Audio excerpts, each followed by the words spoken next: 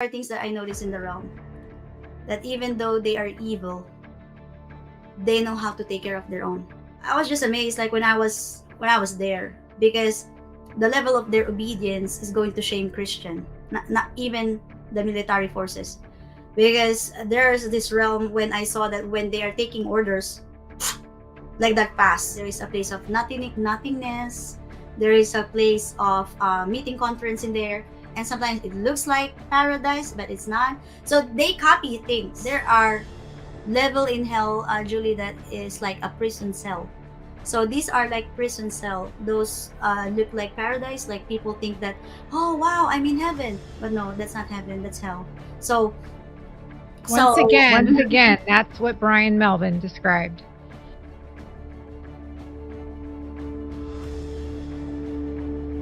Hi, welcome to Touching the Afterlife. I'm so excited to have with us today Sandy Lynn. She's going to share with us her journey of the spiritual realm and everything she went through. She is an overcomer and God is using her in a powerful way. You don't want to miss her story. So, welcome with me today, Sandy Lynn. thank you, Julie, and it is an honor, and I'm very excited about this. So it's really I'm very thankful. Amen. Well, I am too. And so, would you share with us and start where you want to start? Okay, I wanted to start it when I was 5, because when I was 5, Julie, I was born and raised in a family that is not a Christian. So I have no foundation about who is Jesus Christ. When I was young, I was 5 years old. We live in a very small apartment in the city in Manila. And if you kind of imagine that, if I will set the place, it's a very crowded, very noisy environment. But then one morning, when I wake up, I heard this beautiful song. I heard also this beautiful sounds of this bird that it's singing somewhere from the window.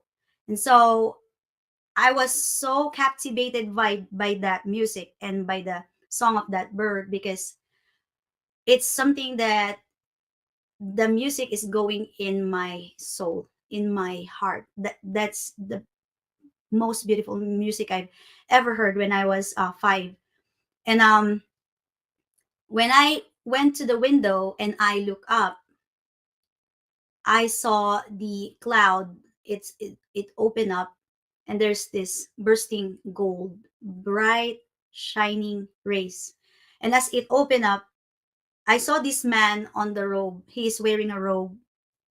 At that time, I didn't know that he is Jesus Christ, because, like what I said, even though Philippines is Catholic, like 80% Catholic, but by that time, our family is not devoted to that certain religion, because we're more on leaning in the paganism.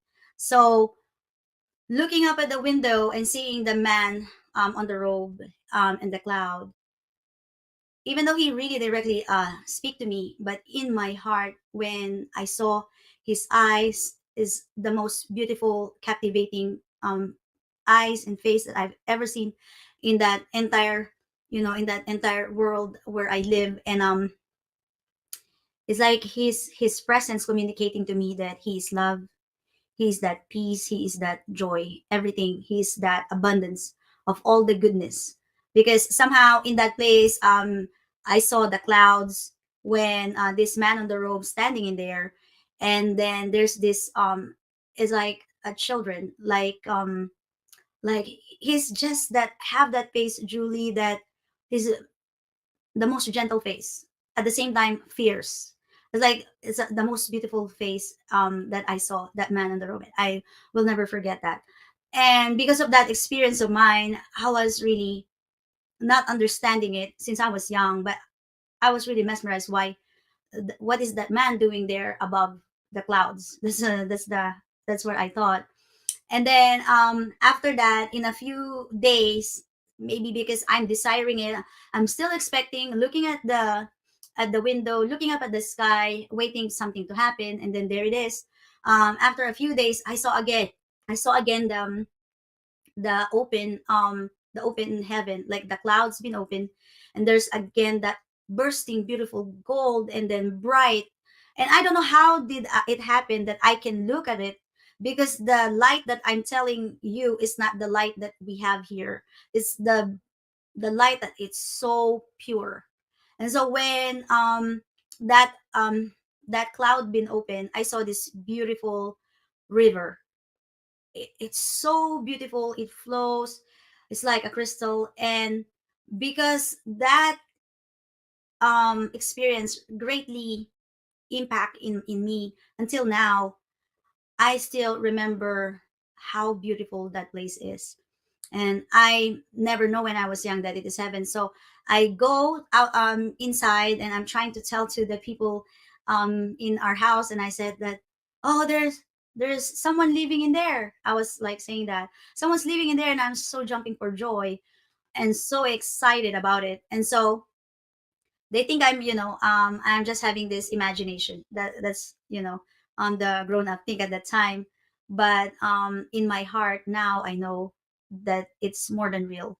It's more than real. And then after that, Julie, um after that experience, things really shifted. For me, it felt fast. It feels so drastic, because after my heaven experience, um ever since when I was young, I am seeing things that I cannot explain, and I do not want to share with others, because it's just hard for me to even process. This is a gradual experience, like it's so random, but at the same time, I can say it's gradual because it's from different phases of my life. Since I was young, I was a teenager, I was college, I am seeing things. And the more I grow up, I notice that what I am seeing from I feel like I'm living in two different worlds. That's how I can say. So um kind of really seeing this from young and then growing up, I feel like these things that happening to me is progressing more the more I grow up. So um that time, from the city we transferred to the province, to my grandpa's hometown. So I had a sleepover in my grandpa's house, and this is where Julie, I saw the creatures that is going to terrified that really terrified me a lot, because these creatures, he looks like a giant darkest smoke. That's how I can describe it, but it has a human form. And let's say if I can describe it, is as big or a little bigger than my grandpa's house. That's how big these creatures are. And then when these creatures are coming, it's getting closer and closer. And as it keeps coming closer to me, I noticed that our house suddenly felt like I'm not in the house. It's like the house is flat, because whenever I look around, I don't feel like I am in the room anymore. That's how I feel that experience. And then when I notice the eyes of that creature, it's like the eyes that has that like lava, like some kind of deep lava. And also the I couldn't forget the smell. It smells like sulfur. It smells that almost like I can taste it, like that. And I was so terrified.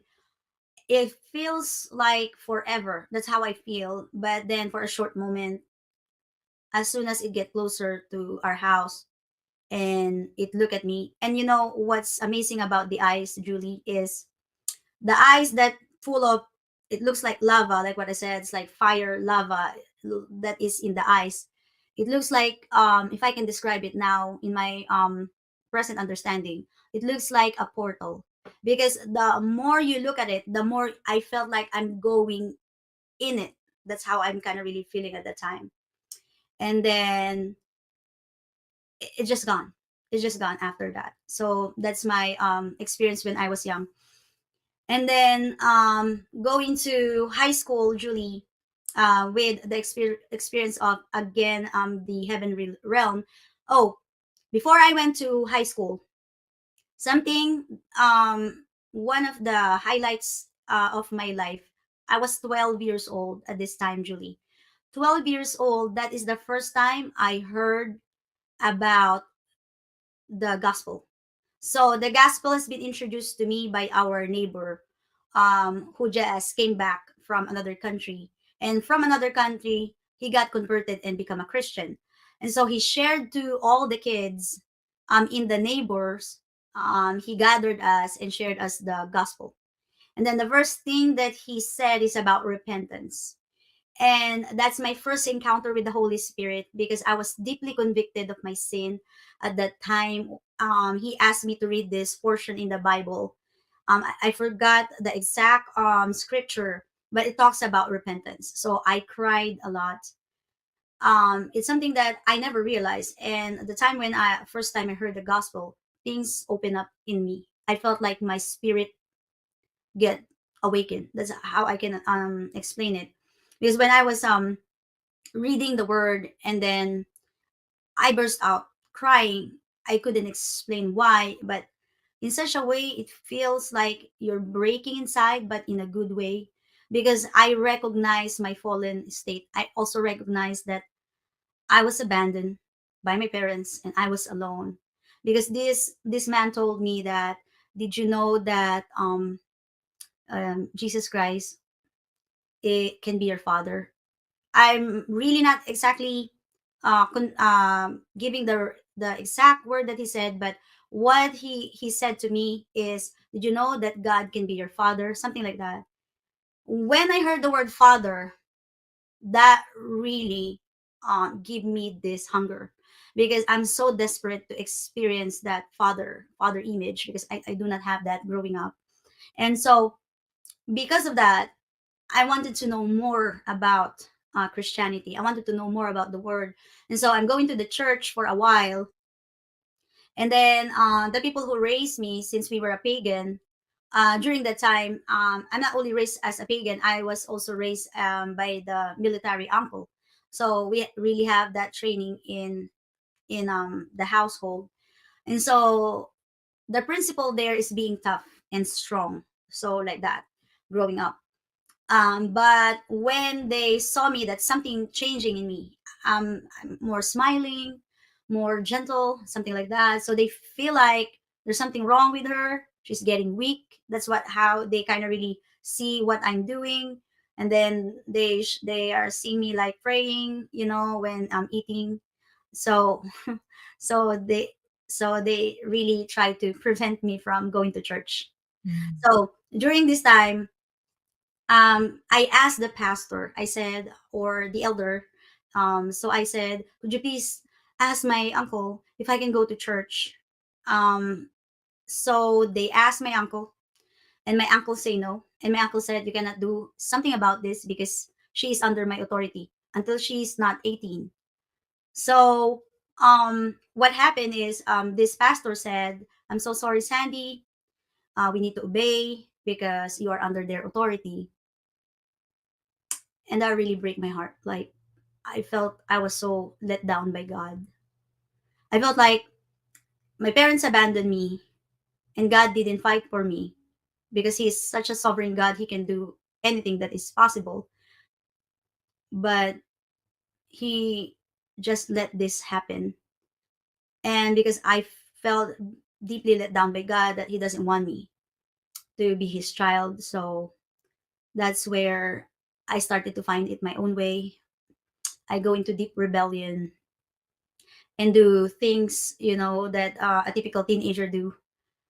So what happened there at the time, Julie, this darkness in the realm of darkness progress until such a time where, before I met my dad when I was 17, before this happened, um, I was freshman college at this time, and I met this. She became my friend that time when I was in college. She was a weekend. So this weekend friend of mine, like, she looks like she's very put up. Her life is amazing. She's very beautiful. So I admire her in many ways, and she's also very eloquent. The way she speaks. So we became friends because somehow I'm also hunger for something to do with spirituality. Because like what I said, maybe somehow I have that longing because ever since I was young, I am seeing things which I couldn't explain, and it's kind of really answer things to me if I understand spirituality. And so she led me to this, and she said, I'm gonna give you this paper, and then read this tonight. That's what she said. It is a chant. It is a chant, something like that. And so, because I'm college curious, so I said, okay, cool. So I tried to read that night.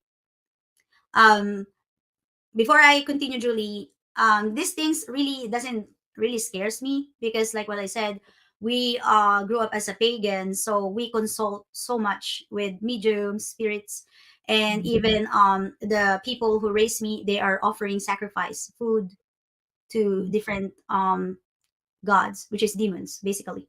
So Mhm. yeah, so they're offering foods, and sometimes they're offering the exact thing that what the spirit demands, and they should really do it perfectly, or else something curse will fall, something like that. And during the time when I was a pagan, Julie, blood is something that also demands, like, because when you are dedicating your house during that time, they putting blood in some part of the doors of the houses and some part of the room, and then they buried the dead animals behind the backyard of your house. And there are many elder, how do you call it, elders, but they are not the elders in the church, they're elders doing ritual. So Mhm. when you bury that animal behind your backyard, they were going to do some chant song, sometimes it's Latin, and some ritual. And so it is, they said, to have that house of protection.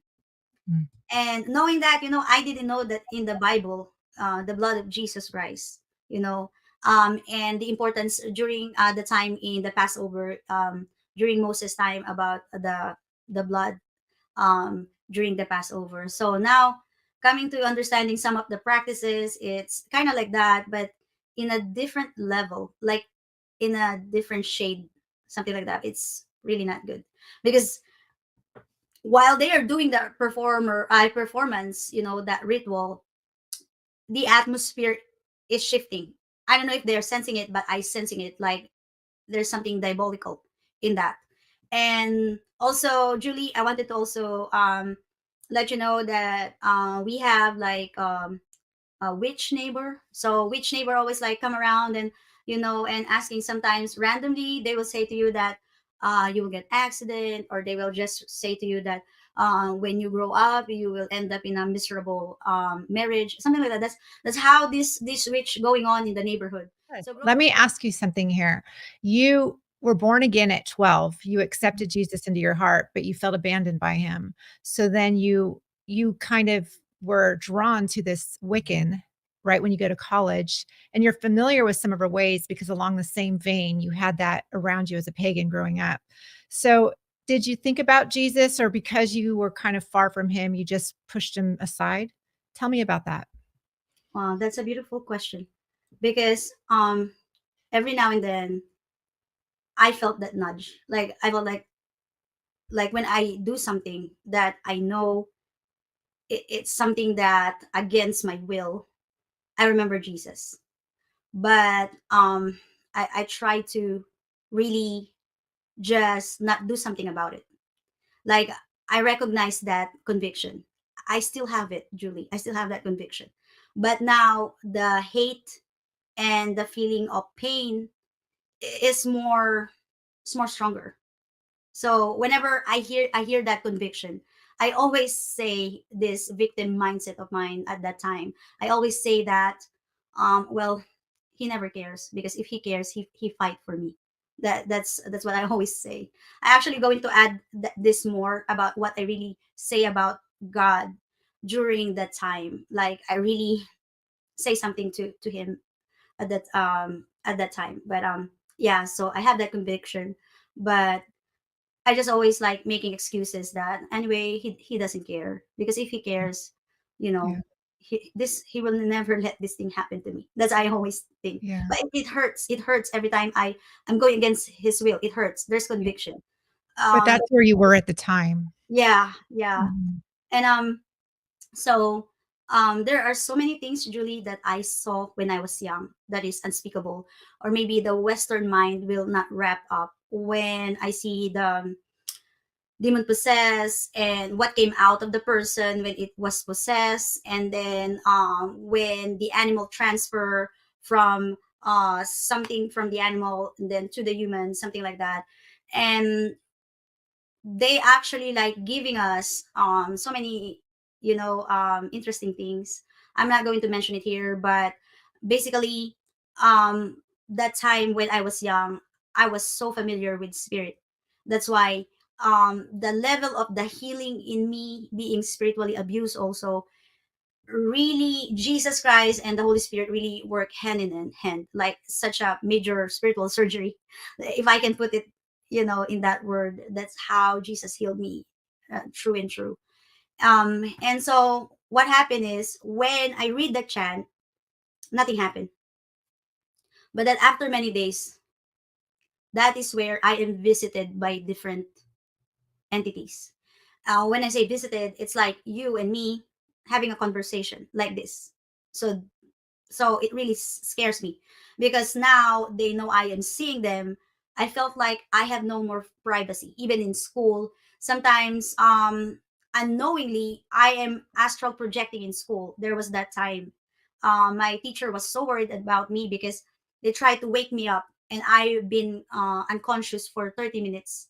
They couldn't really wake me up, but for me it feels like just a moment, but I was taken into this realm.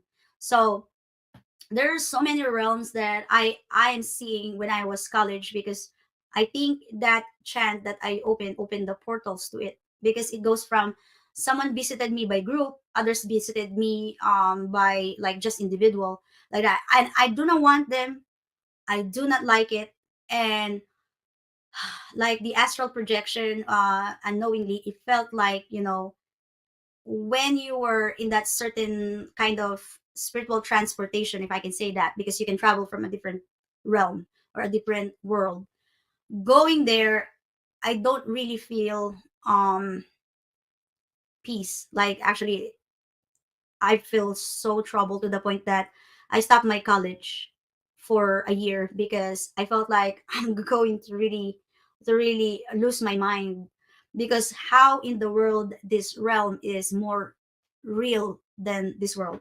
It's like there are realms, Julie, that it looks very vibrant. Like it's very, if I can explain in graphic, is a very more depth, like it has that certain depths that our earth doesn't have.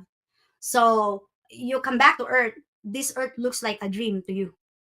So that's why I felt like I'm losing my mind, because I don't know now if I am in what is the reality, if this world or that world. And there was this time actually that this spirit came to me and said, stay here, because your world and this world doesn't make a difference. It's just up to you to decide what is your reality. That's what this spirit tells me. Mm.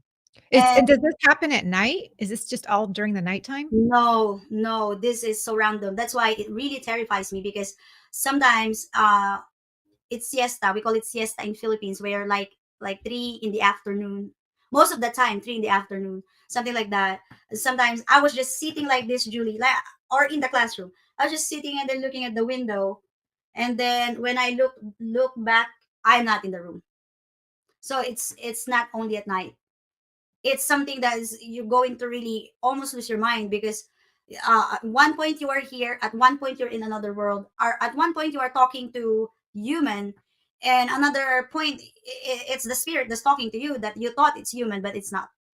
Because there are also, if I can explain it, it's not the whole thing of this realm, but I believe, Julie, this is a spirit realm, because I'm now studying about the realms. Because since I had this experience, I have the quest to study it so much, like deeply in my heart, to understand more. Because when you study about the realm, you understand the art of warfare in spiritual warfare when you do prayer. So there is this part of this realm which I called it spirit realms, where it looks like earth. And there are parts in that realm, Julie, where this really give me a creep at that time, because I saw this giant tree. It's such a big tree, and it looks very enchanting, like nothing in this world that tree will going to exist. So every time I run, I'm going back to that tree.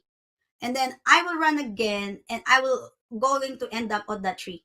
It's paranoid and it never ends. It's like you keep on running and you're going nowhere, and everywhere you go, you're going back to the same place.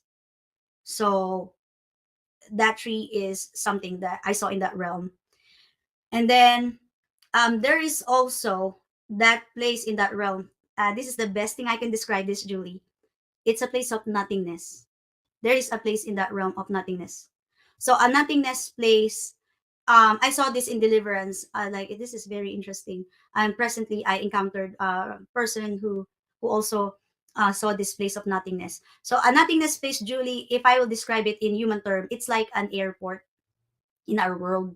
It's like not exactly a dwelling place, but it is a waiting place. That's how it looks like.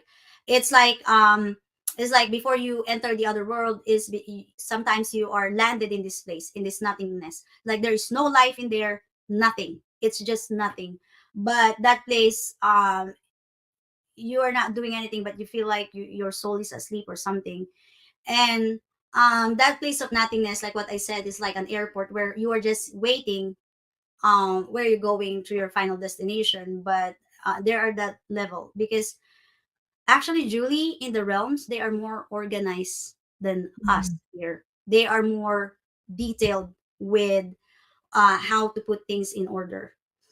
There is also a place, Julie, when I'm talking about realms, sometimes it is the Ephesians 6:12 about for our battles not of the flesh but of the spirit, and we are fighting against principalities and rulers. So the principalities, this is the realm where a prince without a dwelling place. That's what I can call it. That realm of principality, a prince without a dwelling place. It's just a very tiny abode, but this has so much activity going on there. In that place, Julie, Mhm. sometimes they also have conference, like what they are going to plan, how they're going to hear. So Second Chronicles chapter 18 verse 20 to 22. If you can read there, there's a conference there where the Lord is asking who is going to do this to speak to Ahab. And then this lying spirit said, I'm going to do it.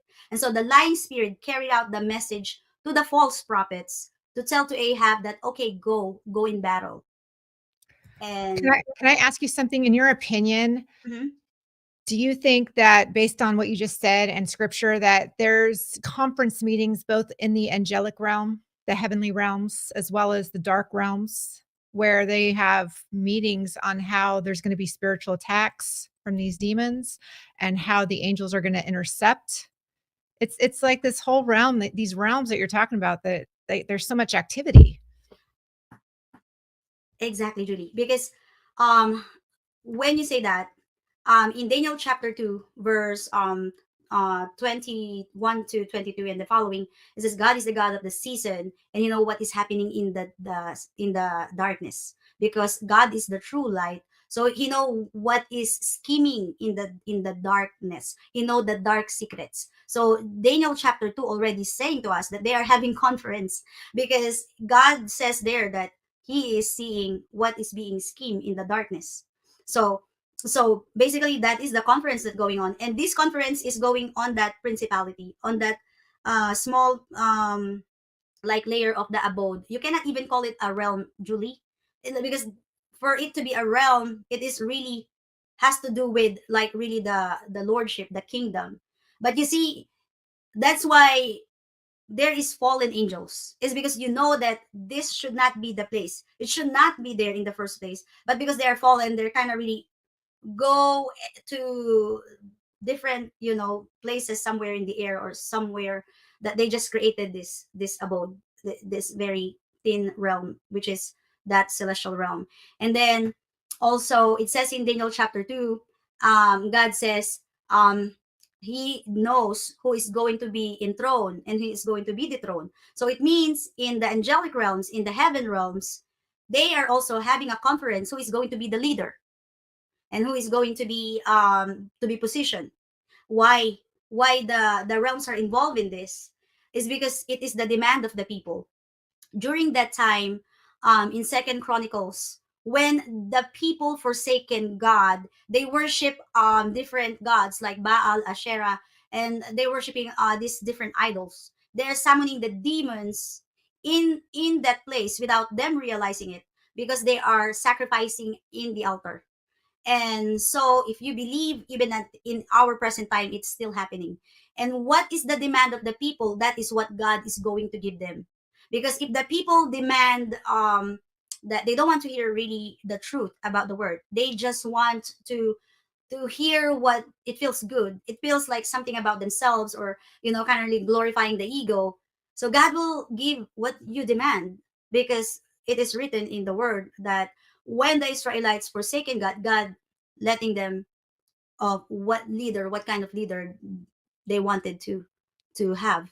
And then when every time they come to God, ask repentance, they come back into relationship with God, God gave them a leader like Hezekiah in Second Mhm. Chronicles, where they all repented to God and they really do the right thing and consecrated themselves and coming back to him. So yeah.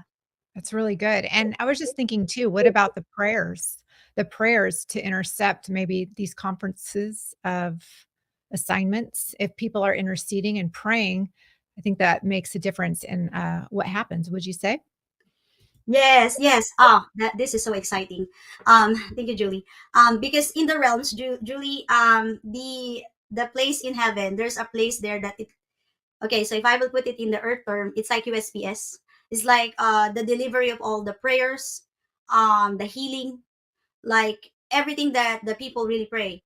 Because this kind of prayer in the realms, Julie, is when our Abba Father, because he is our Yaire in Hebrew, means the provider. Actually, it's more deeper than being a provider. But when God the Father sent that answered prayer, when it goes down, before it goes down to earth, like what I said, that there is that realm, that's spirit realm. So sometimes before it goes down there is that fight going there. But once the prayer get out of the boundary of the spirit realm, that prayer stays here on earth. But that doesn't mean the person is still going to get it. The way you experience the full answered prayer is depending on your response to God. Because there are prayer that like it is really carry that weight of God's glory, God's love. That once it goes up to the throne, it comes back that fast. But there are also prayers that, okay, so there are this prayer that, because prayer in the Bible is described like an altar of incense that going up, something like that.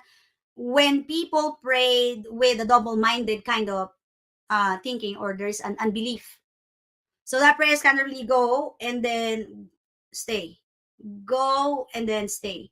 Because there are that prayer that God, if you will give this to me, thank you. If not, then I still say thank you. That is not faith. That there's no faith in that kind of prayer. Right.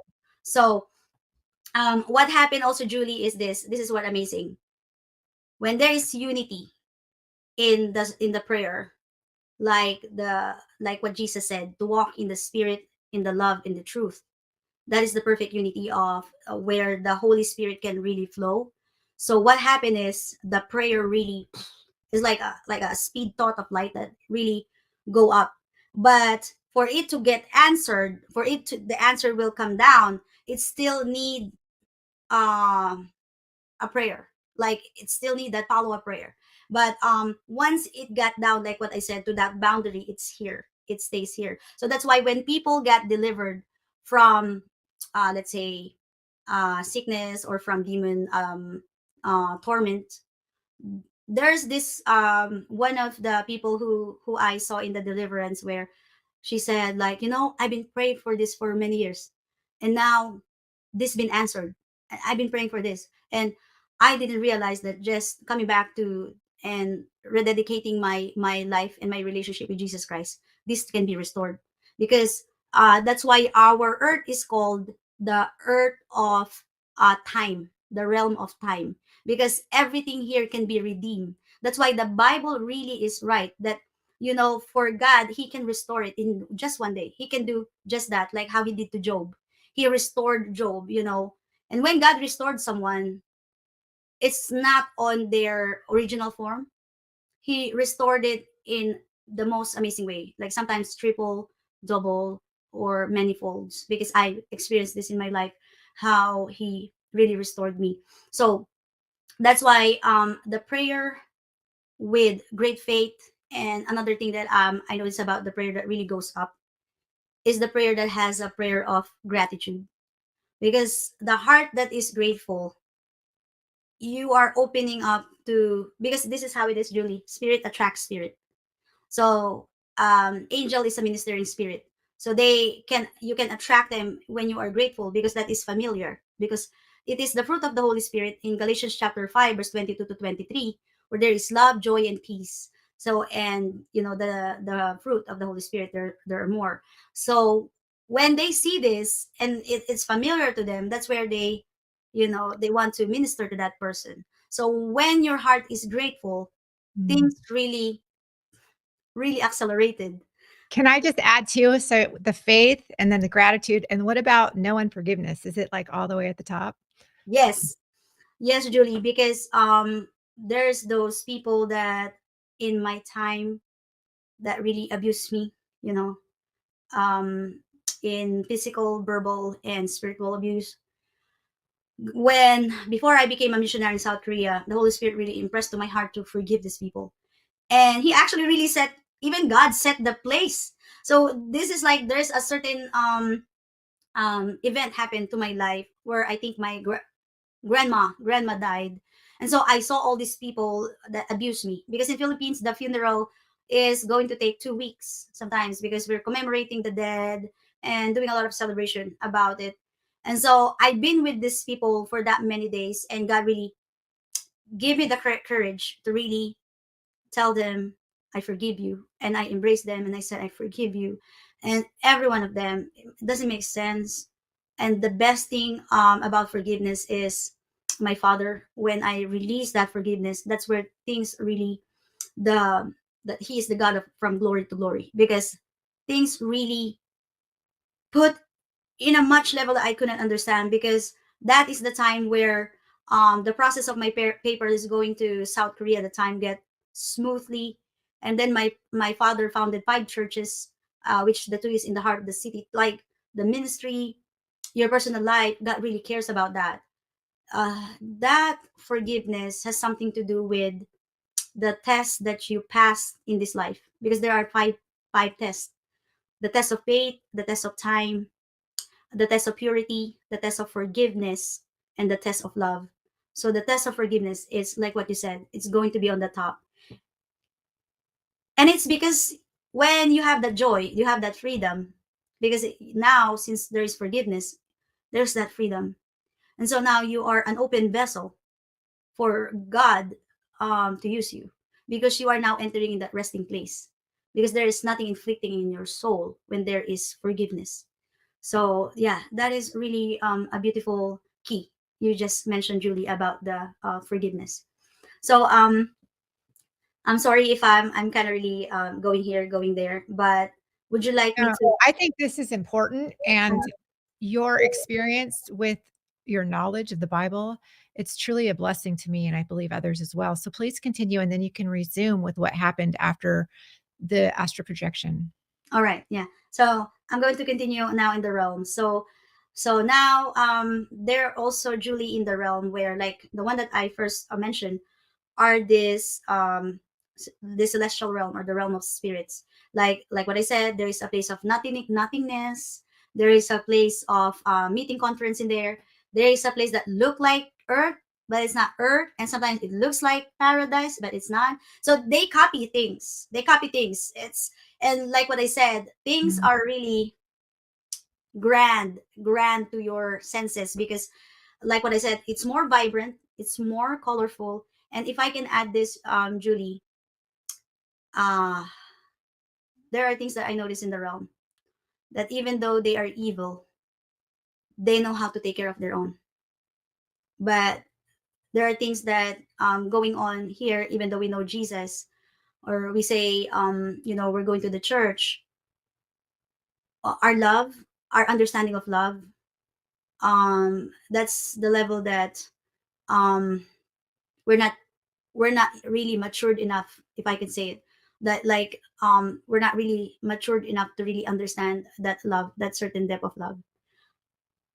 I was just amazed, like when I was there, because the level of their obedience is going to shame Christian, not even the military forces, because there's this realm when I saw that when they are taking orders like that pass, like Julie, it's like lightning. Like as soon as they carry that order without any question, I said, "Wow, that level of obedience."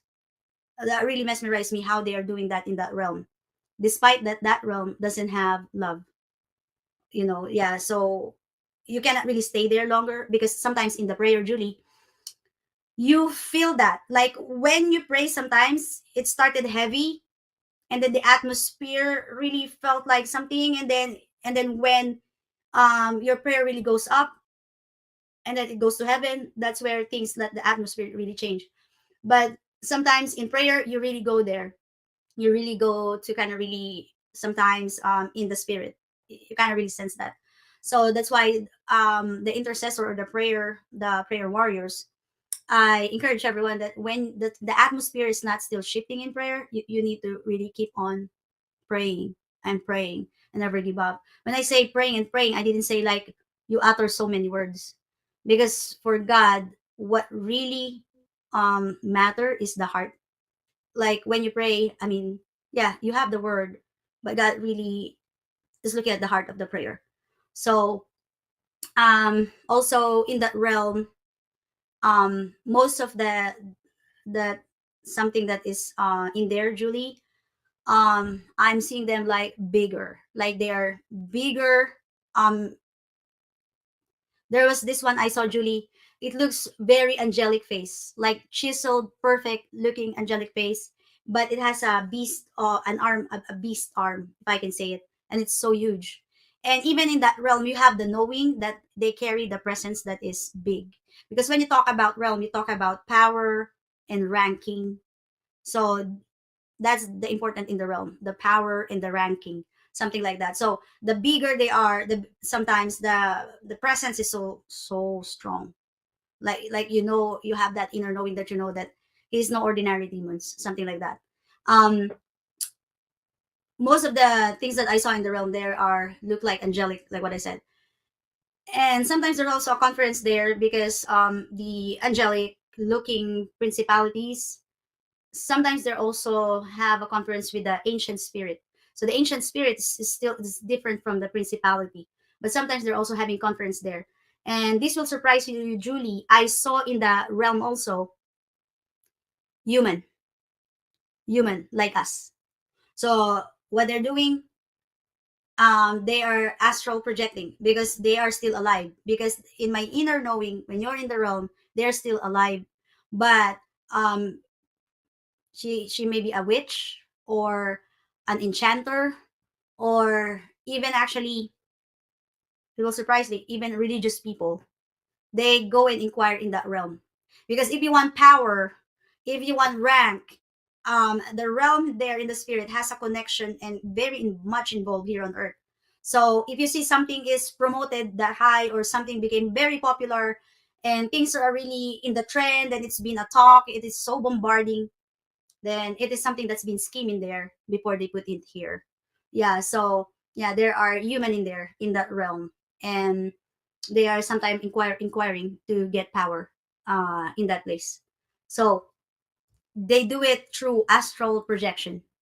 So that's how I can say. And there are also other kind of transportation where they can also do it, because some, they don't use astral projection, they are really there sometimes. So there are so many things that is unspeakable to explain, and it will be hard for everyone to understand. But that realm is a realm of consultation, a realm of conference, getting your power, getting your leveling up, if you want to level up, fame, richness, something like that. But the difference of that realm, Julie, with the kingdom of God, with the eternal realm, with God's realm, is, if you notice the First Corinthians chapter 12, it talks about gifts. It talks about knowing the deep mystery. But then after the First Corinthians chapter 12, You go to the next chapter, First Corinthians 13. It says, this is the most excellent way, love. Because love is what the heaven realm is about. It always has something to do with your character, with how God shaped you, and the fruit of the Holy Spirit.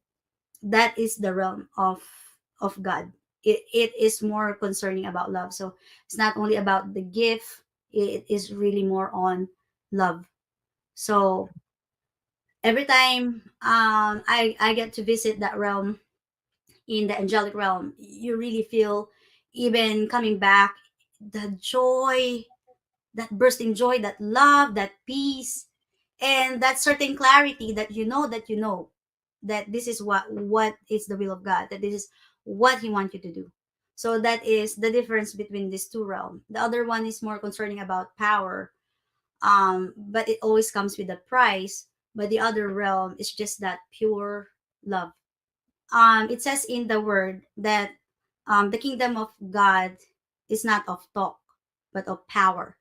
So that's why when you talk about the heavenly realm, the eternal realm, and anything that has something to do with kingdom, it always has that power, because that is the presence of God, and that is the presence that carried us. So going back to that realm, I wanted to now go down a little bit further. So I'm not going to really discuss about the spiritual world. The spiritual world is here on earth. And this is the most, if you think that the celestial realm has so much activity, no. The much really interesting world is here in the spiritual world, which is our earth realm, because there is that level of realm here. So they are here: principalities, ancient spirits, subterranean creatures, and going down to demons and every kind of spirit that we are not aware. It's like earth is a marketplace. This is a marketplace for the soul. So I'm just going to just generalize this. I'm not going to go detail on that, because I wanted to discuss the other realm, which is the realm of darkness, which is the hell. So most people talk about hell, about seeing the fire. There is such thing as darkness, like really darkness that grips you, and the soul that is perishing in there. So this, there is that level of hell I'm going to discuss, is also a hell, but it looks like an world of an illusion.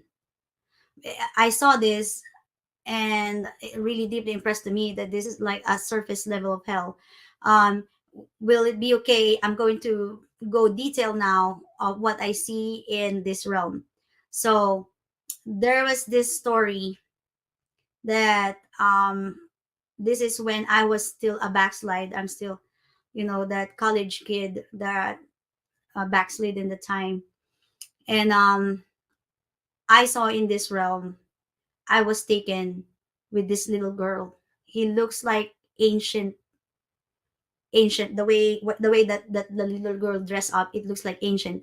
But okay, so this is how I'm going to describe it, Julie. When you are a Holy Spirit filled believer, when you are a Spirit filled believer, your light is so bright. It's, if it's an ordinary demon, they're really going to scare them because you are so bright.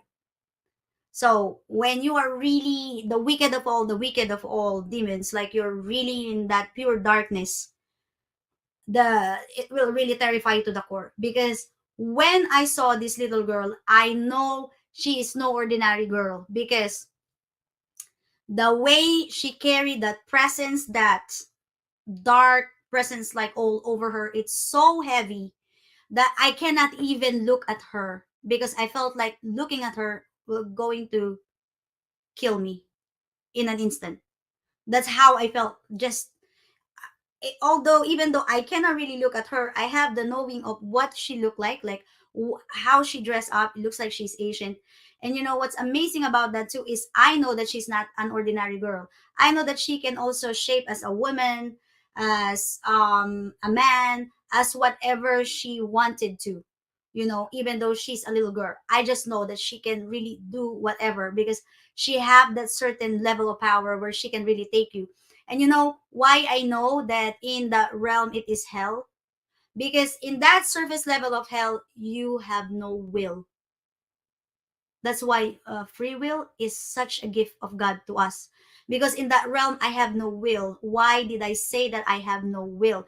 Because wherever this little girl asked me, or she say something, we will go here.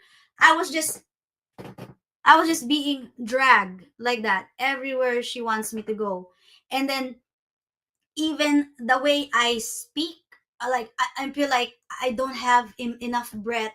I feel like I'm so thirsty. I couldn't move. Inside me, I'm screaming, but I'm just so powerless in that realm, in that place. I think if you're kind of really shouted, this is the only things that, like with all your strength, you're shouted, but this is the only thing that really comes out from you. Just like that. Like you really have no will at that realm. That's why I said this is hell. This is really hell. This is the surface of hell, because it grips your soul to the core. That terror, that, and you feel that hopelessness, that there is no way you can escape in there. Like there is that certain hopelessness. And so while she's asking me this, and she showed me this man, and Julie, I remember her laugh. It's the most worst laugh I've ever heard in my life. It feels like that laugh is going to really feel, I feel like it's going to drag you down, that kind of laugh. So she's laughing and she said, "Come, see, watch," she said to me. And then this man, it looks like she's eating this a regular burger or a regular meal, because she can perform an illusion like that. And so in that place, this man ate this, and then I saw what he is eating. He's eating that like slimy, gooey looking, gross kind of meal. I just couldn't describe how gross it is. It's like it's been forgotten, the meat that's been forgotten for years or months. Like you cannot even really tell. And then it's juicing up. It's so gross. And then she is laughing and she says me, she told me that little did he know he is going to die. And then he is laughing like that, like really crazy. And then he said, when he said to me, "Come on, follow me," something like that. It's like my body is just, you know, it's like, I don't know if it's my body or my soul. It's just like really dragging wherever she said. That's why I said I have no will in that place. And so when she dragged me, she showed me this place. That's why I said that she is no ordinary demon, because she can perform a place that it looks very beautiful. It's an illusion. It looks like a paradise. And then she is telling me, it's like trapping me. She said like, go on, enter, like that. And Julie, what saves me is because I accepted Jesus Christ as my savior when I was 12 years old. Because when I was 12 years old, I think that key or that protection really kept me from understanding that this is the highest level of deception. Because if I will not know Jesus, you are going to really, really embrace that you're going to believe that that realm is paradise. The only thing that distinguished me from not knowing that that is not paradise, because I met Jesus when I was 5, and I know that he carried that presence, that love, especially the joy and the peace that beyond human understanding. Yeah. Only God can produce that presence. Only God carry that presence. And in this place, no matter how beautiful or perfect it is, it's really refreshing, Julie. It's like, if I can say the deception or the fine line of this deception is like a thin hair. So if you don't have the relationship with Jesus Christ, or you do not accept the salvation of Jesus Christ, this is paradise. But because of that salvation that I received from Jesus when I was young, that really kept me from knowing that this is not paradise. Well, and you had the Holy Spirit, which is known as the Spirit of truth. Yes, amen. Because it's a beautiful thing that you mentioned that, because in that place, because Holy Spirit has this nature. He's the living water. He's the all-consuming fire.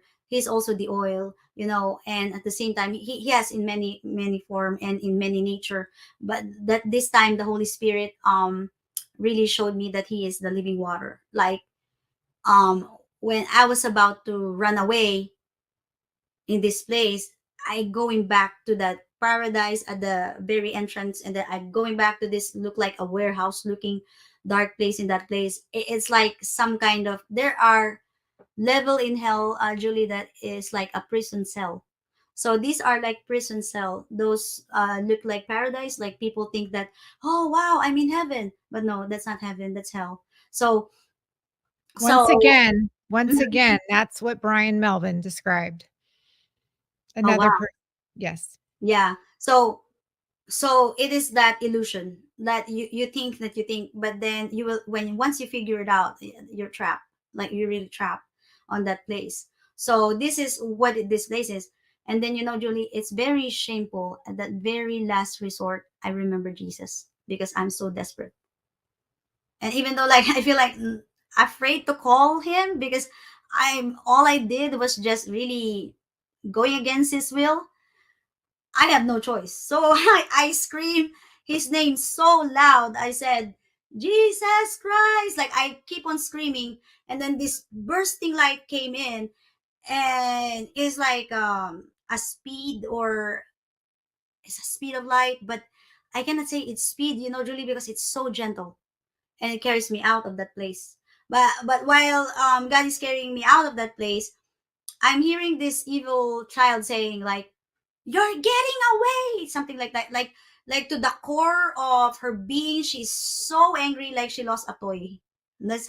That's how I can describe that. Like she said, you're getting away," like that. And then she said, "It's not fair," something like that. And then she's threatening me, like, "I'm going to kill you." Like she really hate me. Like the way she say, she also curse so much. She cursed so much because curse is a language of hell. That's how I can say it. She cursed so much, and it feels like if she at the moment wants to grind me to the bones. That's how I felt in my being, how she really hated me at the time. And then this place, like what I said, this is that surface level of hell. And then there was also this instant, Julie, where I know this is also a certain place in hell where, Julie, this place is the dry ground is super cracked. There is no water in this place. And then I saw there is this, it looks like a very big guardian spirit. It's so big, it's so dark. It looks like a shepherd in a way, because this is how I describe it as a shepherd, because the flock are the souls, like they are shackles, and then their clothes is so tattered, it's so dirty. They look like wearing rag clothes. And these clothes, while they're wearing and their shackles, they are in a trance. They are like walking and walking, but they are asleep. And then while I was following them, I saw where they're going to lead. I saw where this evil shepherd's going to lead them. He's like a guardian of that place and putting them where they need to go. So while they are in the trance, I saw this big mouth. It looks like a big dark mouth in that place in hell. And I was just an spectator at that time. I'm not involved in this time. I was just witnessing this. And so when I saw them that they're falling one at a time, they are falling, I was like, stop, stop. So I was trying to run to convince them, but I was in this protective, look like water crystal looking dome, because I'm trying to like do this and I couldn't get in to where they are. So I'm trying to say stop, stop, stop, but then they keep on falling and falling and falling. And then when I come back to my body, I felt the most thirstiest, like, how thirsty I felt like I want to even put water in my nerves. That's how I feel. I'm very very thirsty after going in that place that there's no water. And that water is the first thing I really look as soon as I wake up. I felt like ah like the life in me, the energy, it's just coming back gradually.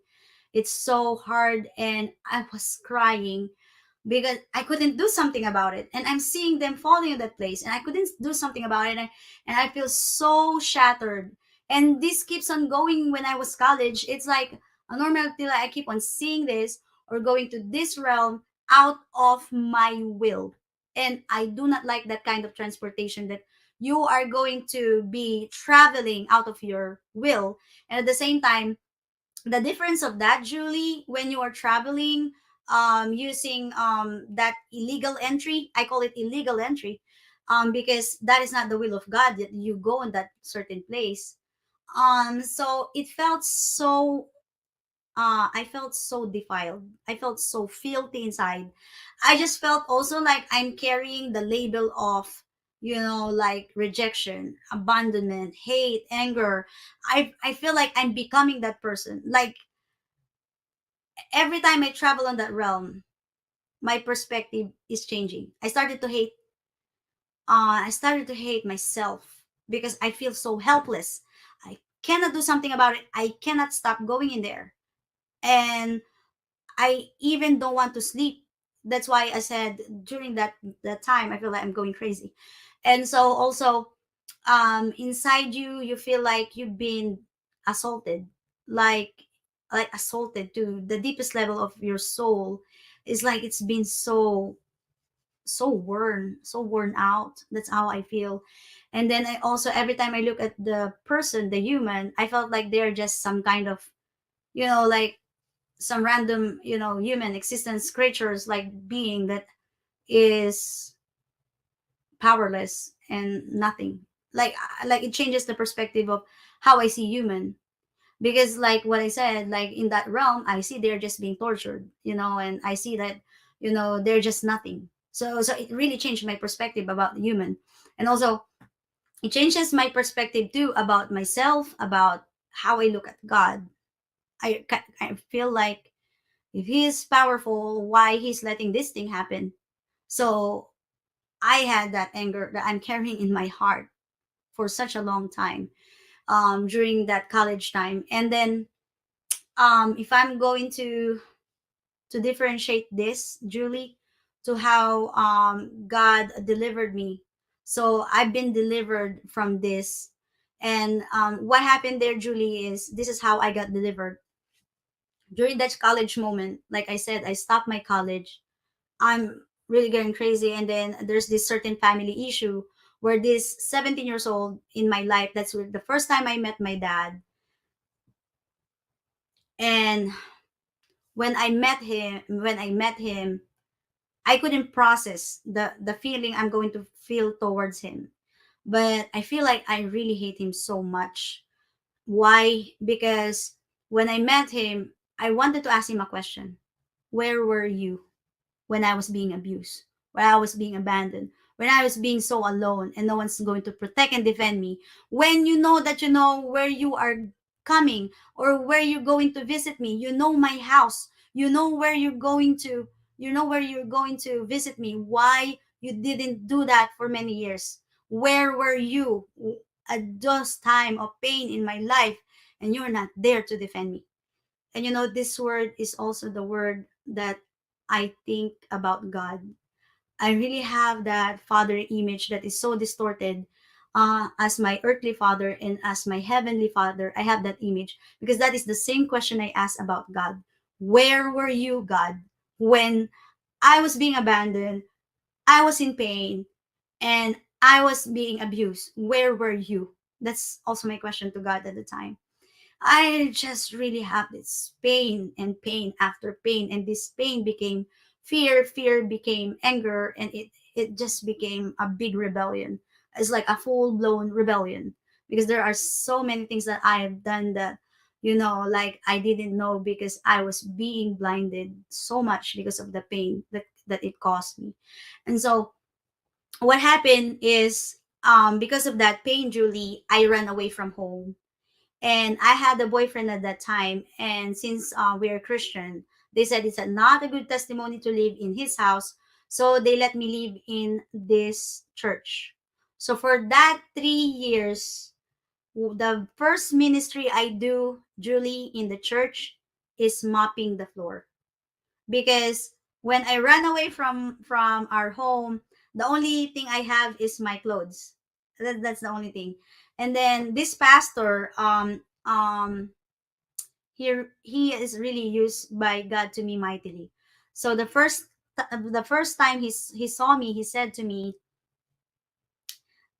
Sandy, it doesn't matter where you come from. What matter is where you are going. That's the word he says. And then as soon as I was in that place, that he prophesied, like he said to me, like, Sandy, you will go to different places, you will touch different lands, you are going to be blessed, you will have a beautiful life, because God will use you as the monument of his grace.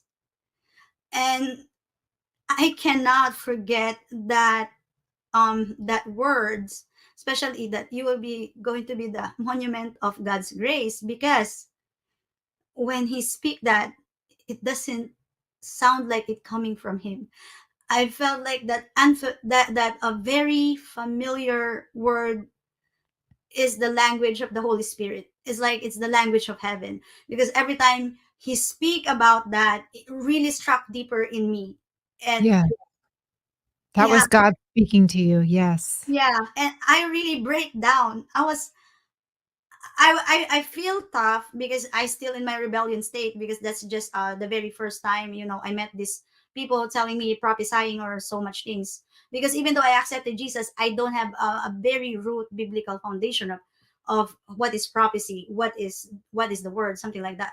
But I cannot explain. So after he speak this to me, I went in the room and I break down crying, because it's like an echo to your soul, like it doesn't matter um where do you come from. What matter is where you're going, because in the Bible said, you are an overcomer, you are a finisher, because God will finish his mighty work in your life, because he is a finisher. Like, all the things that he said just really came to life. Like, you will touch different lands, he said, it will be a blessing, and you will be in the place where God wants you to, something like that. And he said that you're a monument of God's grace. And I do not understand the meaning of grace, because grace for a pagan woman, a grace for someone who live in a pagan society, where you're always going to really, you know um like, you need to kind of really validate yourself, you need to always look strong, you need to always, like, things is only depending on you, like on yourself. You need to really, have this sacrifice things. Grace is something that is so hard for me to grasp. And now I understand the grace. Now I understand the grace of God. And so, at the time when this pastor said to me, for that 3 years, Julie, this is what I do. I mop the church, and then also, every morning, like early morning before dawn or the dawn, we're going to pray constantly. I don't have anything around me, just constantly in that place, like God consecrated me for 3 years, praying, reading the word, praying, reading the word. This is my life for 3 years. And until one time, the pastor said, Sandy, are you ready to forgive? Because that is the time I was about to go sent in the South Korea. But before that happened, Julie, um, when I was mopping the floor, there was this moment, and I will never forget this one, because this is another highlight of story in my life, where I heard an audible voice. And I thought God doesn't speak in audible voice, maybe in the Old Testament, but not in our time. So after I mopped the church, um I heard this voice, and it says, my daughter, you are going to finish. And when you hear that voice, you're going to really quicken your spirit. It's something that really goes inside you. So I was looking, where's this voice, where this is coming from. So I tried to look, and then I realized it's him. And I say, how? I said, if this is you, I said, if this is you, God, how will I'm going to finish? My parents abandoned me, and I have no one. I am nothing. I said, how am I going to finish? Because my understanding of finish, Julie, at the time is finishing college. I didn't know that the finish that God is telling me is the destiny that He has for me. I didn't know it's bigger than how I can, really understand it during the time. But there was this moment in that 3 years, Julie, in the church. I felt and I was filled by the Holy Spirit. I remember this feeling when I was 12, but this time it's more stronger. That the Holy Spirit like really gave me that deliverance. I repented all my sin and I got free. I felt so clean inside. I felt that the best, the best feeling. And this is what I said at the time. I said, you know, Jesus, even though I'm going to hold this map for the rest of my life, and even if the world will forget me, and even I will forget all my dreams about finishing my college, I said, I will I will forget everything, just knowing that your presence is going to be with me for the very last breath of my life here on earth. I know that I am the richest person on earth because I said, your presence, just your presence being here, I'm already rich. That's why I said, I am full. That's what I said to him at the time. That is my prayer. I understand what David says when David says, it's better than one day in God's court than a thousand elsewhere. Like when you experience the presence of the Holy Spirit, it's something that no one here and no other person can really make you feel that feeling, that grandest kind of love. And so when I said that, Julie, that is where things started to put in the right place. Like everything is falling in the right place. Like after that prayer, um I think in a days or a weeks, I had a dream. In my dream, my auntie will go there exactly where she's going to sit, what is she's going to say. I see it perfectly. Like I see it really clearly in my dream. And then I was in the mango tree that time, having fellowship with uh, with the youth people, the young people. And then I heard again this voice. It says, "Prepare, um you will have a visitor." So that's the voice. It said, "Prepare, you will have a visitor."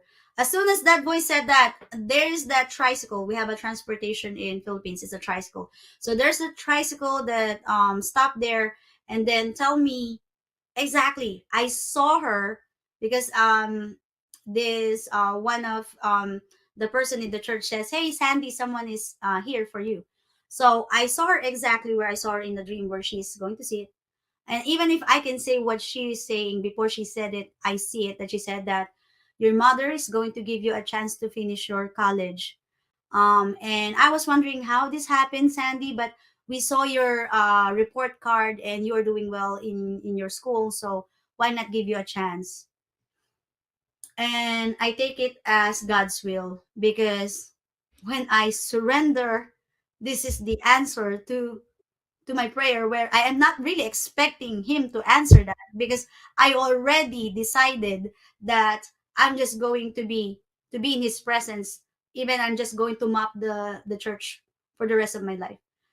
But it's a beautiful heart that God showed me, because the first ministry I do is mopping the church, is God teaching me the servitude, like being a servant, and also break me of my rebellion, break me of my victim mindset. And it's just that humility that God really shaped me for that 3 years. That Yeah, that story is now making sense to me, why I need to go through where I've gone through at the time. And to make the story short, Julie, I finished my college, and this is where the pastor said to me, "How about forgiveness?" Like that. And then I remember my father, but my pastor didn't know about the issue. but it's just like the word, I know this is coming from the Holy Spirit, just using people. And so when he said that, how about forgiveness, I went to my father before I go to South Korea to be a missionary. I went to my father and I saw him preaching in a small house in the city in Manila. And then after he preached, I came to him as soon as he come out from the door, and I embraced him so much, and I said, Dad, I'm so sorry. I'm so sorry. Could you forgive me? I don't know why that's the one that, because it should be, my wording should be like, I forgive you, but the word that comes out from my mouth is like, can you forgive me, like that. So my dad embraced me, and then he said, forgive me. And so it's a beautiful forgiveness. It's like that flow of the Holy Spirit is just so powerful. After our reconciliation, and I went to Korea for 3 years. Is a beautiful chapter, and there's also a prophecy in the dream there, because I learned during the training of my life when I was 3 years in this church, that do not accept that yes as instant as it is. You need to inquire to the Lord.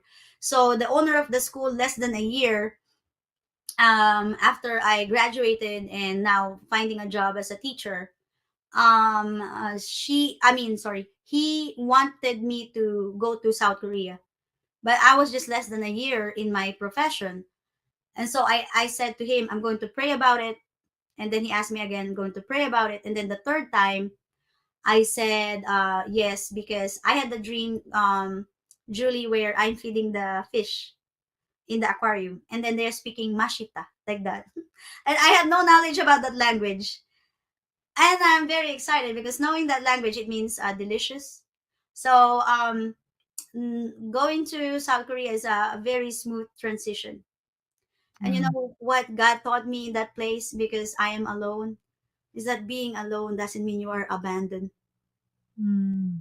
God says, So, yeah, being alone is being in the quiet moment that you're, enjoying my presence. For that 3 years, God healed me there. Yeah. I love that. I love how you had this moment with the Lord. You know, David also talks about a broken and contrite heart he will not despise. And he really just set you on a path. You had those two dreams where he was guiding you, you had confirmation, and now here you are. Tell us about from that point on where God has taken you to and where people could find you. I know you're speaking 5 different languages, you're just immersed with the word. You've got a ministry going on, and I just couldn't be more proud of you. And I've been so blessed by your testimony. Thank you so much, Julie. In the present, everywhere I go, God is teaching me different lessons. So now I'm here in America. And what God taught me here is also forgiveness, Julie, because when I was in Korea for 3 years, I thought it's just a beautiful closed chapter of my life. And then now, presently, in America, um, God showed me my heart. I'm going to also share these true dreams, because I'll just make it short. There are 5 things happened to me as soon as I enter America. I encountered this new age teacher, which that's my first job here in US, is being a teacher. And this new age really did some damage on something on my faith. So something happened to me where yeah, I had lost, death, miscarriage, and my father died. Just the beauty of that, though, is God gave me a chance that He walked me in the aisle when I got married. But God showed me my heart during that 5 things that happened to me. At that time, I said, I praise you, God, because that time I had miscarriage. My daughter had seizure. We had accident. We are homeless. My husband don't have a job at the time, and then my father died. And at this time, I went to the closet and I said, I praise you, God, for you are a good, good father, for your goodness doesn't depend on my situation. So, whatever the loss, the pain, the death, I will still praise you because you're a good, good God. I'm really like a crazy woman, like shouting and crying. I remember Job. And at that time, I had a dream, Julie, and this is my dream. I encountered Jesus in this dream. So in this dream, I entered in this beautiful gate. I mean a big gate, and there's this angel, two angel, bigger than the gate. And so they said to me, "Welcome, you are in a training." And then they showed me this fish, like it looks like enchanting looking fish. It looks like pearl white looking fish. And you know what is this, Julie? It's symbolizing that I will meet extraordinary souls in this present life, that God wanted me to be a fisher of man of those extraordinary souls. I don't really understand that, because I'm still in pain. I'm kind of really like, how many times God will really let me down? That's kind of really, I thought I'm already healed. It's a beautiful chapter in my mission, and then now here's again the pain, something like that. And then when we catch it, the father in my dream, the father, because the angel said, "There's your dad, like there's your father," like that. So they look up, and so I look up where they are looking up, and there is the father. And I couldn't even had a chance to process to look at him. He's way, way, way, way bigger than the angels. Bigger, like big.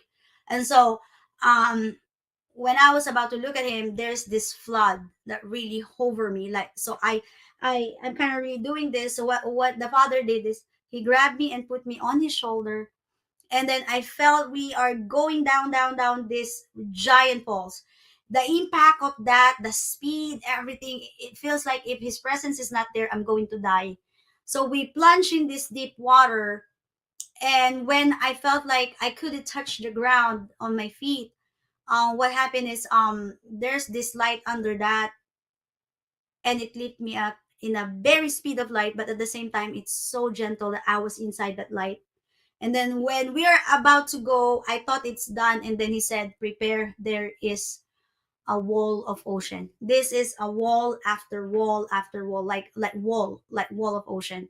Um, so that my face is like really going there on that, and I feel like that submerged in that water. I feel I'm going to die. So I'm screaming in my thoughts. I say, "Make this stop, make this stop, make this stop, I'm going to die." And then there's that peace again, that familiar feeling of that peace. And I saw the man on the robe. I have a picture here. So this is what I saw on that ocean, like me and Jesus. So I was on the shore, and then Jesus asked me, "My daughter, when you were in troubled water, when was the time you see me I left you?" And then he said, "Never in a single moment I left you." Something like that. That word is so profound. This is my answer. I said, "Yes, Lord, you are right. You never left." And I break down, and in his presence I knelt down. The moment when I saw Jesus, that's the instant thing I wanted to do. I just knelt down and I said, "I am nothing. I am nothing." I'm saying that because as soon as he said that, it goes back to my memory when I was a child and I was in pain, and he's there and he embraced me. It's like I'm watching myself, like I'm kind of really a third person. And then the second time, I think I was in my teenage years. I was so rebellious and how I felt so brokenhearted. And he is there and he hugged me. And then during the time where yeah, so much things going on, like that, five things happened to me in just 1 year. So I was in my room and he came again. But this time I saw in that like a review, it's like he's bringing the universe, he's bringing the galaxy. I don't know how to wrap it up, because when Jesus came to my room became like so many stars, universe, like I'm seeing it at the background of him while he's embracing me, Julie. And and I cried because he shared a glimpse of what he felt. That the pain of how he felt is not, he didn't only die for us on the cross. He was resurrected, and he is even in our present life, he is still active. And because Jesus Christ and the Holy Spirit is active in our life, they feel the grief, the pain of his children all over the world. Like just a glimpse of that he shared to me his pain. It's like he's like the God of the universe shared to me his pain. I just couldn't believe he just showed me a glimpse of that. And he said, and he showed me like just in every part of the world there are people that's really sacrificing their life for the sake of the gospel, or there are people who is really, in pain. These children, they had like lost loved ones or something. Like he understand the pain more than we understand it, Julie. And when I saw that, that healed me. That healed me because all my life I thought I am the one who's just in pain, abused. I always had that. But God healed me knowing that his pain that he is feeling for all of us. He loves us so much.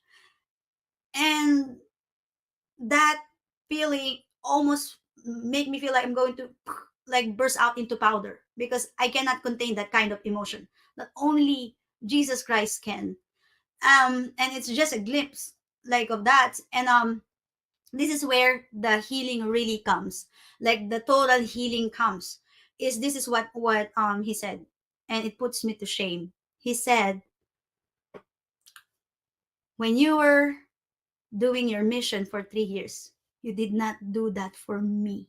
You do that for yourself. And I felt like I've been slapped, like I felt so ashamed because right when he said that, he is right. Because when I was a missionary, what I am seeing when I'm helping the children, or well, I'm helping someone, is I am seeing my face to them, because I am seeing that I'm still that child that needed to be loved. I am this person that needed to be not to be rejected. So I when I am helping someone, I am seeing my face, I'm not seeing Jesus. Because for you to really understand the compassion and the real deep understanding of giving and loving someone, the way you give it is not to give yourself, but to give Jesus, to give his love. Because what I'm doing is to feel that guilt that my pain felt, because every time I see this person, I see my face. And the way I help them is because I am seeing that if I help them, I will shut up, or I will shut down the pain that I am feeling, or just myself. So that's what I see.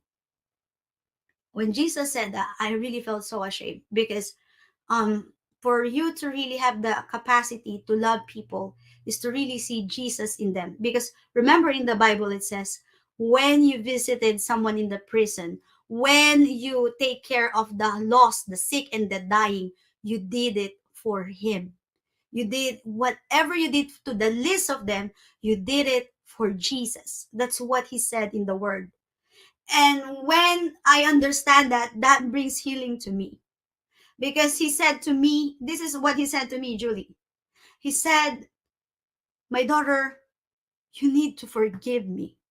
I mean, God did not do anything wrong to me. I just want to really emphasize that. God did not do any wrong to me. But I have a version of the story in my thought. And in my thought, the image of God, the image of Father to me is, where were you when I am in pain and you left me, and you know where to find me and you never do? And then that image of distorted in my head is me not forgiving God. It's not because God wronged me, because God never wronged me. All he did all my life is to protect me into the unseen battles that I didn't realize that he's doing it behind the scene. He never wronged me at all. It is me who think wrong to him. And then that's where I get healed. When I said, God, forgive me if I always ask you this question. That's why I said to him, I am nothing. Yes, yes, Lord, you are right. You never left. And I don't know how to really give comfort to the God of the universe, because the pain that he is going through, fighting for us constantly, is something that the love that is the expression of love that it's just, I cannot explain. And when I get healed, Julie, at this present time, all that pain, everything that I've gone through, now it makes me understand the purpose. It's the understand the purpose that he loved me with an everlasting love. And because we are his children, we are trained to do this, to do this. He wants us to be also the love. And so now, in my present time, Julie, we have the prison ministry in Philippines, and there's that hunger to them that they really accepted Jesus Christ as their Lord and Savior. And now when I'm seeing these people, I don't see my face anymore. I see Jesus. I see Jesus, that this Mm, soul is for Jesus. This is going to give glory to Jesus. And mm, then when I see the child in the streets, the child that of me that's been abused, I'm not seeing myself anymore. I'm seeing Jesus. I'm seeing Jesus in them. And then when we do street preaching, all I see when I look at the people, if I've been going back, if you remember what I said before, that that astral projection, that the enemy, having that realm experience in hell, make me distorted of my thoughts about human. Now when I look at them, I am going to move by compassion, or even if they don't know it, I'm going to secretly pray for them, whatever they are going through. Like now, I understand the complete surrender of prayer, where you pray for people but you trust God that he is working, that he is working. And that is God is teaching me now. And yeah, so it's just a beautiful story, Julie. And my whole family is involved in this. Even my children, they understand compassion. They understand giving, and by the grace of God, we are growing in grace and beauty, from glory to glory. And so, with all this beautiful chapter of this story, all I can say is I want to give the best glory and all glory to our Lord Jesus Christ, our Savior and Lord. Yeah, thank you. amen. What a beautiful, touching testimony. I just love Jesus. I really Amen. love Jesus. Amen. Me too. Thank you for displaying him today and sharing with us. And I would love what's driving you, that passion, the love of Jesus. Can you pray us out on that? Yes. Mm, Lord Jesus Christ, we know that your Holy Spirit is already here. And we know, yeah. Holy Spirit, you are flowing, Lord God, through the ministry of Julie, Lord God. And Lord God, through whoever will going to hear, Lord God, this message, Lord. This is our prayer. That you Yeah. love the lost, you love the sick, you love the dying, you love, Lord God, every, Lord God, creation, Lord God. Much more deeper, Lord God, that we understand what love is.